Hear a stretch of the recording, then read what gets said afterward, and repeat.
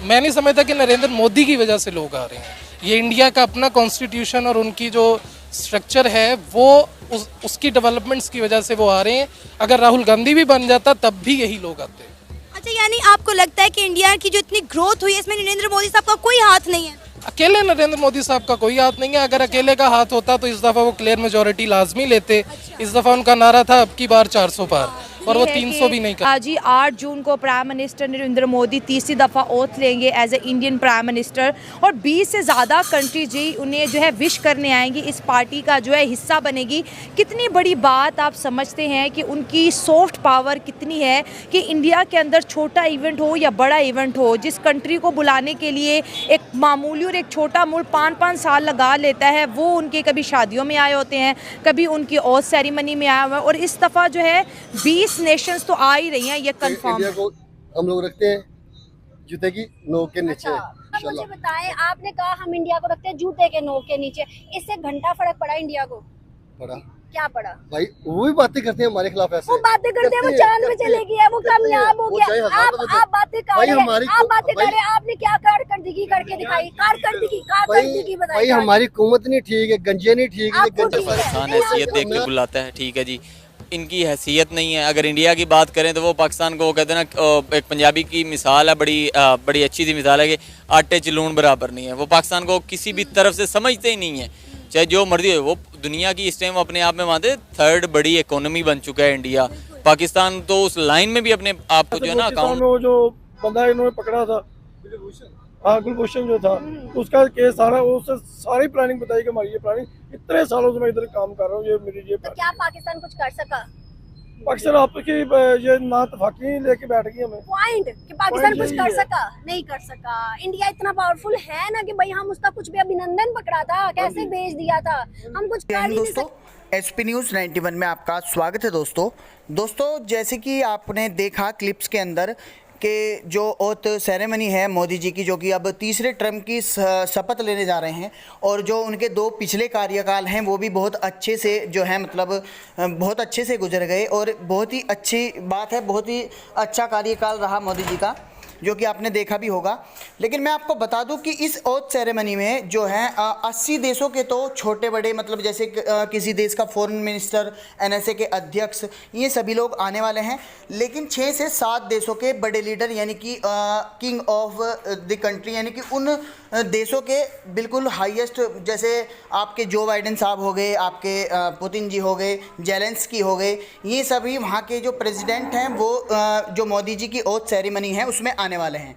अब सबसे बड़ी बात ये हुई कि चीन ने भी बधाई दी, हाँ बहुत से देशों ने जो है भारत को बधाई दी, और अपने जो मतलब इस कार्यकाल में भी जिन देशों के साथ अच्छे संपर्क हैं और जिनके साथ नहीं भी हैं वो भी भारत के साथ अपने रिश्ते सुधारना चाहते हैं। अब इसमें सबसे बड़ी बात यह है कि जो पाकिस्तान है, भारत ने पूरे तरीके से इस ओथ सेरेमनी के लिए पाकिस्तान को कोई भी इन्विटेशन नहीं दिया है, और पूरे तरीके से पाकिस्तान को इग्नोर कर दिया गया है। यानी कि आप समझ सकते हैं कि पाकिस्तान एक तरफा की हालात सुधारना चाहता है, एक तरफा हमारे साथ ट्रेड करना चाहता है, लेकिन इधर से उसे कोई रेस्पॉन्स नहीं मिला है, और ये सिर्फ वजह है सिर्फ उसकी खुद की, क्योंकि पाकिस्तान ने सिर्फ आतंकवाद के सिवा आज तक कुछ नहीं चाहा। पाकिस्तान ने हिंदुस्तान का इतना नुकसान किया, लेकिन फिर भी हिंदुस्तान उसके ख़राब समय में उसकी मदद करने के लिए तैयार हो भी जाता है। अब पाकिस्तानी मीडिया इस पर क्या चर्चा कर रही है, पाकिस्तानी आवाम का क्या रिएक्शन है, तो आइए दोस्तों वीडियो को स्टार्ट करते हैं। देखिए कितने हैं। एक छोटी सी रिक्वेस्ट है कि जब तक ये इमरान खान नहीं ना आएगा, ये पाकिस्तान में कुछ भी नहीं बनेगा। जब तक ये गंजे है ना, गंजे, ये मुल्क का बेड़ा गर्क होगा, हमारा बब्बर शेर आएगा इंशाल्लाह ताला ये पाकिस्तान डबल ट्रिपल ना ऊपर जाएगा, नीचे नहीं जाएगा। इंडिया को हम लोग रखते हैं जूते की नोक के नीचे, तो इंशाल्लाह ताला वो इमरान खान आएगा तो वो ऐसा ही होगा इंशाल्लाह। मुझे बताएं, आपने कहा हम इंडिया को रखते हैं जूते के नोक के नीचे, इससे घंटा फर्क पड़ा इंडिया को? पड़ा। क्या पड़ा? भाई वो भी बातें करते हैं हमारे खिलाफ, ऐसे वो बातें करते हैं, वो चांद में चले गया, वो कामयाब हो गया। आप बातें कर रहे हैं, आप बातें कर रहे हैं, आपने क्या कारकर्दगी करके दिखाई? कारकर्दगी बताइए। भाई हमारी हुकूमत नहीं ठीक है, गंजे नहीं ठीक है, गंजे सारे ठीक हो जाएंगे। मैं अल्हम्दुलिल्लाह पूरे पाकिस्तान की आवाम जितने भी ठीक है, हमारी हुकूमत नहीं ठीक है। अगर मिस्टेक आप रेडी वाले के बाद करप्शन पूरी करेगा, वो भी सारे करते हैं, तो फिर आप कैसे ठीक है, मैं कैसे ठीक हूँ? पूरा पाकिस्तान। लेकिन इमरान खान नहीं कर सकता। इमरान खान ही करेगा।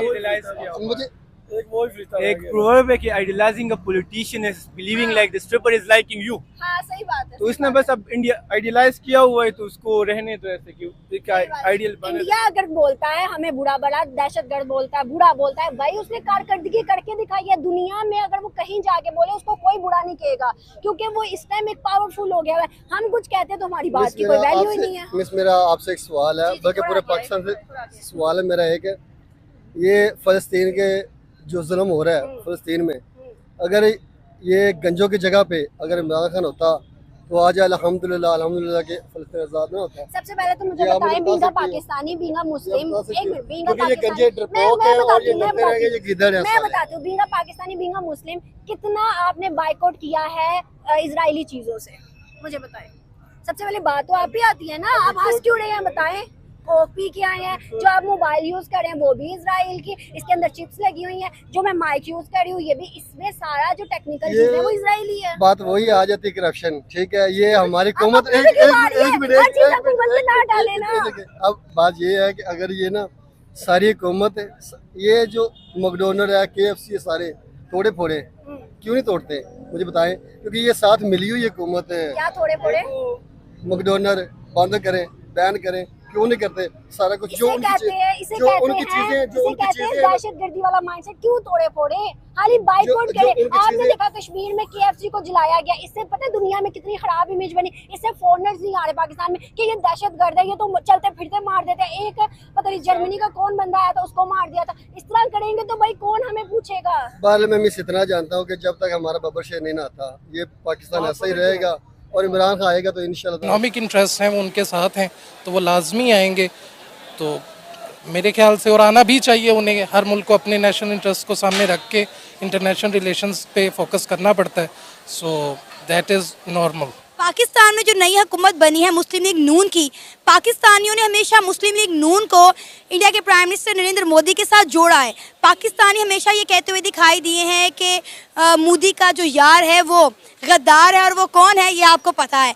नवाज शरीफ के बारे में ये भी कहा जाता है कि उनके इंडिया में बहुत सारी फैक्ट्रीज़ हैं, और जिस तरह नरेंद्र मोदी साहब नवाज शरीफ के दौरे हुकूमत में पाकिस्तान आए बग़ैर वीज़ा के, तो क्या लगता है कि अब इस ओथ सेरेमनी में पाकिस्तान को इन्वाइट किया जाएगा? Shahbaz Sharif as a prime minister, India के प्राइम मिनिस्टर नरेंद्र मोदी की इस ओथ सेरेमनी में जाएंगे या इन्वाइट किए जाएंगे? नहीं, मुझे नहीं लगता कि इनवाइट किया जाएगा। बाकी ये जो मोदी का यार वाली बात है वो नारा ज़्यादा है, हकीकत कम है उसमें। अच्छा। क्योंकि इंडिया और पाकिस्तान के जो रिलेशंस हैं वो कोई दो लोगों के रिलेशंस या फैमिलीज़ के रिलेशंस नहीं हैं, वो दो कंट्रीज़ के रिलेशंस हैं जो एक बंदा नहीं चला रहा। सो वो नेशनल इंटरेस्ट है, वो एक ख़ास डेवलपमेंट्स में चल रहा है, वो उसी के मुताबिक चलेगा, चाहे इमरान खान हो चाहे नवाज शरीफ हो। अच्छा, हमने देखा जिस तरह इंडिया के प्राइम मिनिस्टर नरेंद्र मोदी ने अपने दौरे हुकूमत में G20 की मीटिंग बड़े पुरजोश तरीके से और बड़े अच्छे तरीके से इंडिया के अंदर करवाई। अब आप देखें कि वहाँ के लोगों को, दुनिया भर के लोगों को इंडिया पर कितना जो है एतमाद हासिल हो चुका है कि इंडिया एक महफूज मुल्क है, कि ओथ सेरेमनी में भी वो लोग इन्वाइट किए जा रहे हैं और वो आएंगे। जी वो ज़रूर आएंगे, क्योंकि इंडिया महफूज तो है ही है, उसके अलावा इंडिया की जो टेक इंडस्ट्री है उसकी वजह से इंडिया उनके लिए एक मेजर पार्टनर के तौर पे सामने आता है। चाइना और उनका पिछले कुछ वह हमारे यहाँ एक खास किस्म का पावर है। हाँ। वो जिस साइड पे बैठता है वो साइड काफी हाँ। भारी हो जाता है वो। हाँ। मोदी साहब का नारा था कि तीसरी दफ़ा अगर मैं आऊँगा तो मैं इंडिया को तीसरी बड़ी जो है दुनिया की इकोनॉमी बनाऊँगा। ये जो नारा है ये इंडिया को कितना स्ट्रेंथन करेगा अगले 5 सालों में? मुश्किल है, लेकिन अगर जमहूरियत मुसलसल मुस्तहकम रहेगी तो कुछ न कुछ तो हो जाएगा। लेकिन जिस तरीके से आजकल इंडिया में इन्फ्लेशन चल रहा है, बेरोज़गारी चल रहा है, वो आपको पता होगा। जिस तरीके से सेकुलर लोग हैं इंडिया में बोल रहे हैं, इस वजह से उसका रिज़ल्ट अभी दिखा भी है। जिस तरह ध्रुव राठी ने जिस किस्म से द डिक्टेटर वीडियो बनाई थी, उन्होंने जिस तरीके से बोला था, और पाकिस्तान में बड़े लोगों ने देखे, बहुत ज़्यादा देखे थे। उन्होंने अपनी व्यूवरशिप शो की थी, 2nd नंबर पे सबसे ज़्यादा पाकिस्तानियों ने ही देखे थे। हाँ। लेकिन मुश्किल है कि अगर पाकिस्तानी कौम इससे सबक सीखेगी, बहुत मुश्किल है।